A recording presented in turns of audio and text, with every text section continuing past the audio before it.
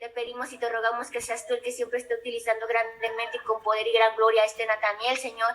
Que sean tus preciosas palabras los que estén hablando a través de su boca, Señor, y del que va a dar la retroalimentación, Señor. Bendecimos la vida de cada uno de los niños, de sus papás y de sus maestros, Señor. Te amamos en el nombre todopoderoso de Jesús, quien es el Cristo. Amén. Hoy es Cristo y la ofrenda de sangre en el Antiguo Testamento y en el Nuevo Testamento. En el Antiguo Testamento, el primero fue el de Adán y Eva. Cuando Adán y Eva pecaron, Dios les puso ropa y ahí fue el primer ofrenda de sangre.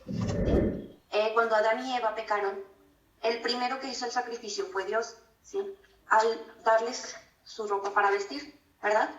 Y ahí nos mostró en cómo debían hacerse los sacrificios.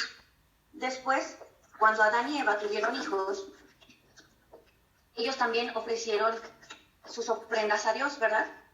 Y vimos que era Caín y Abel.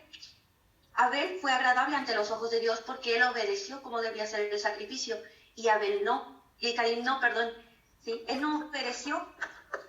Y vemos también que Noé,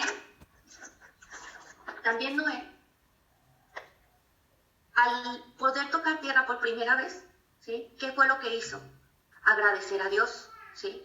Él agradeció a Dios en cuanto él tocó tierra, ¿sí? Y lo primero que hizo fue hacer el sacrificio, ¿sí? Su acto de agradecimiento fue hacer un sacrificio para Dios. Y aquí vemos la confianza que tuvo Abraham, ¿sí? Porque Dios ya le había dado un hijo, ¿verdad? Ya le había cumplido esa promesa. Le había dado un hijo a pesar de que él era muy viejo, ¿sí?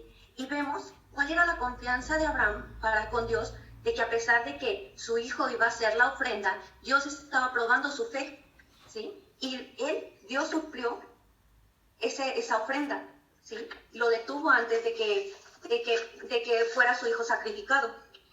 Y otro ejemplo es el del faraón, ¿sí? Él no entendía que debía de liberar al pueblo de Israel, y aún así, él se esperó hasta el final. Cuando Dios envió la 10ª plaga, que fue el ángel de la muerte, le ordenó al pueblo de Israel que pintaran las puertas de sus casas, ¿sí? con la sangre de ese sacrificio.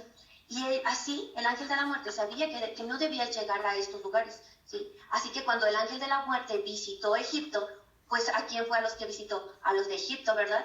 ¿Sí? Y murió el primogénito de los hijos de Egipto, porque eran los únicos que no habían hecho este sacrificio, más que el pueblo de Israel, ¿verdad? Y solo así el faraón entendió de que debía liberar al pueblo de Israel, ¿verdad?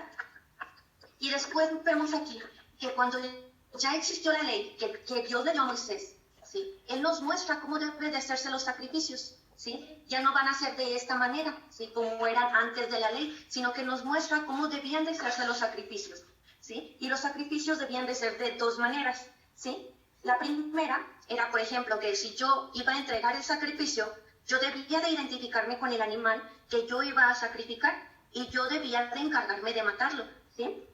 El animal que yo presentara no tenía que tener ningún defecto.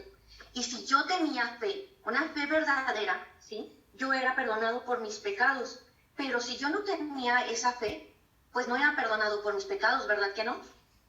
Y la siguiente manera era que en el día de la expiación era el día del perdón de los pecados del pueblo. Y el encargado de hacer el sacrificio era el sumo sacerdote. En ese momento se presentaban 2 machos cabríos, ¿sí? Y uno era sacrificado en perdón de los pecados del pueblo, y el otro era liberado y remitido. ¿Qué es remitido? Que los pecados que habían de alguna manera absorbido ellos, porque eran la ofrenda para el perdón de los pecados, eran pasados de al otro cordero que había sido sacrificado, y así él poder ser libre de pecado y liberado. Pero fíjense nada más, todo esto fue una sombra de lo que era Cristo. ¿Se acuerdan que ya vimos que era una sombra? ¿Sí?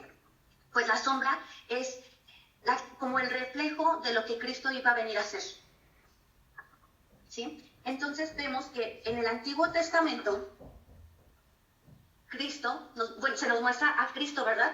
¿Sí? El reflejo de lo que Cristo iba a venir a hacer. Y cuando llega Cristo, Él hace el último sacrificio, ¿sí? Él muere en la cruz y derrama su sangre por todos nosotros, nos perdona de los pecados y nos libera, ¿verdad?, de esa muerte eterna, así como lo vimos cuando con los machos cabríos, ¿verdad? Y Él nos abre un camino, pero no nada más no lo abre, sino que Él es el camino vivo y eterno para poder reencontrarnos con Dios, ¿sí? Y cuando pasa esto, ¿qué creen?